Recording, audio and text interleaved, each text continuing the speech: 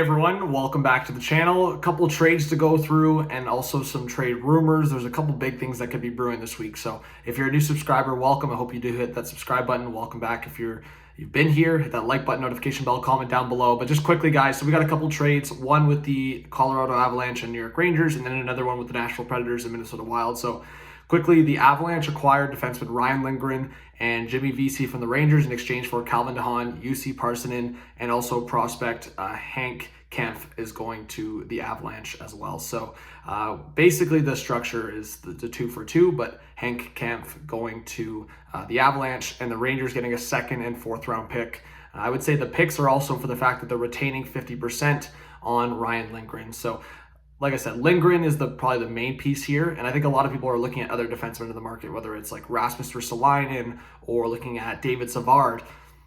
If Ryan Lindgren basically got a second round pick here, you could see those guys getting more. I think that's kind of looking at what the market's been here and maybe why we haven't seen a lot of trades right at a Four Nations break. Like, it's been about a week, and finally we're getting a significant trade. So Ryan Lindgren's going to go right into the top six of the Avalanche defense group, and I honestly think he's going to bounce back. Like, Rangers fans have been struggling with him, but he had a great stretch with the Rangers the last couple of years, not so much. I think Ryan Lindgren's still a productive NHL defenseman.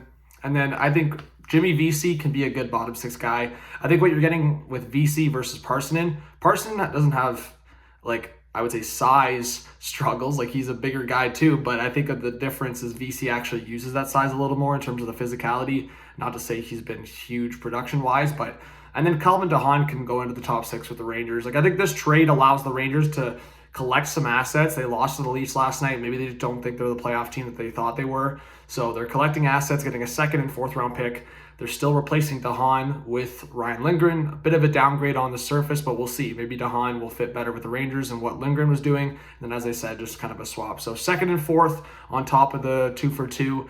I like the deal for both sides. I think the Avalanche definitely improve if Ryan Lindgren can kind of turn things around with them. But at the same time, I think the Rangers get good value here.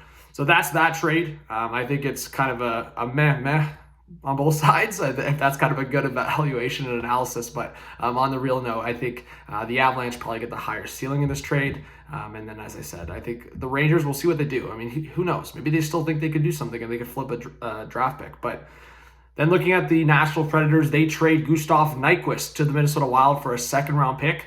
And the Nashville Predators retain 50% of Gustav Nyquist's contract. I love this for the Nashville Predators in a year where it's been an absolute disappointment. They're near the bottom of the league. It's just been a brutal year. So getting a second round pick for Nyquist after the season he had last year, I think that's where we're at here. The second round pick is more of an indication on the Minnesota Wild looking at what Nyquist did last year versus this year. It's been a struggle for Nyquist this year. Of course, Nyquist actually was traded to the Minnesota Wild almost 2 years ago from the Columbus Blue Jackets. So Bill Guerin at the time had acquired Nyquist. He played a stretch of, not too many games with the Minnesota Wild, and then played in the first round before they got eliminated. And then Gustav Nyquist signed a 2-year deal with the Nashville Predators. So he's returning to Minnesota. Bill Guerin obviously liked what he saw, and then trading the second round pick is because they've had some injury issues, of course, Kaprizov being one of the big ones, of course. So let me know your thoughts, guys, on those trades. As I said, I don't think they're like crazy massive. I think they're significant enough to talk about. I really want to see what Ryan Lindgren does with the Avalanche, because I think he can still be productive. He can still be physical. He can still be maybe a shutdown guy on maybe a pair with Josh Manson.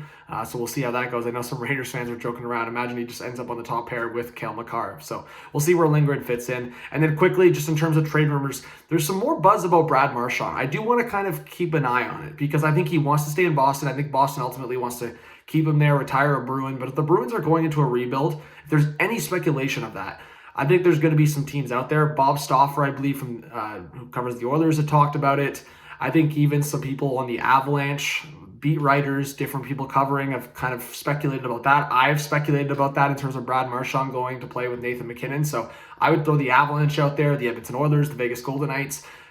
And obviously with the Golden Knights, there's the Bruce Cassidy connection with Marchand as well. So if I had to throw the hot take, it'd be one of those three teams. And more so because I think if there's any scenario they trade Brad Marchand, it's probably out of the conference into the Western Conference. So three of those teams could make some sense. So thank you so much for watching. Hit that subscribe button, like, notification bell. I really appreciate all of your support on this channel always.